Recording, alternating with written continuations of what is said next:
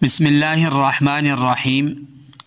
اللہ تعالیٰ کے ایک ان صفاتی ناموں کے ساتھ عبد لگانا ضروری ہے۔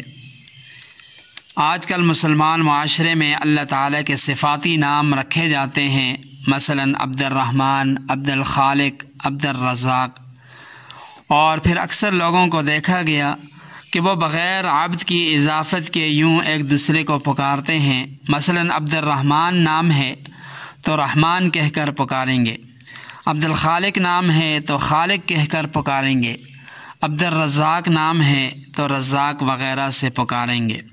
یہ سراسر ناجائز ہے۔ اس سلسلے میں ایک اہم اور ایک بنیادی اصول سمجھ لیں۔ اصول یہ ہے کہ اللہ تعالیٰ کے صفاتی نام دو طرح کے ہیں۔ پہلی قسم وہ نام ہیں جو قرآن و حدیث میں غیر اللہ کے لیے بھی استعمال ہوئے ہیں اور اللہ تعالیٰ کے لیے بھی استعمال ہوئے ہیں۔ مثلا غنی ہے، حمید ہے، طاہر، جلیل، رحیم، رشید، کریم۔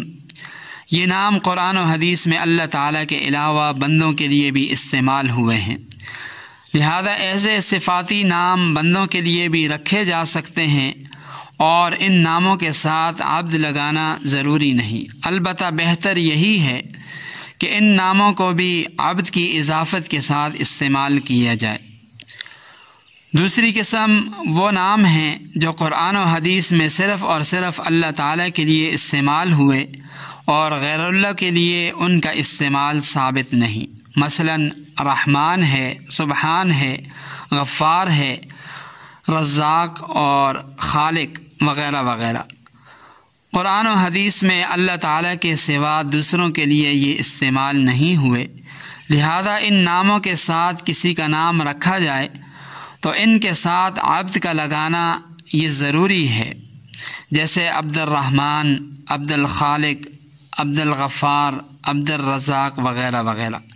بعض لوگ لاعلمی، لاپرواہی کی بنا پر عبد الرحمن کو رحمان، عبد الخالق کو خالق، عبد الرزاق کو رزاق کہہ کر پکارتے ہیں۔ یاد رکھیں، ایسا کرنا ناجائز اور گناہ کبیرہ ہے۔ جتنی مرتبہ یہ لفظ پکارا جائے گا اتنی ہی مرتبہ گناہ کبیرہ کا ارتکاب ہوگا، اور سننے والا بھی گناہ سے خالی نہیں، وہ بھی گناہ میں برابر کا شریک ہوگا۔ اللہ تعالیٰ سے دعا ہے ہم سب کو سمجھنے اور عمل پیرا ہونے کی توفیق عطا فرمائے۔ مزید اہم مسائل جاننے کے لیے ہمارے چینل کو سبسکرائب کیجیے، ویڈیو کو لائک اور شیئر کیجیے۔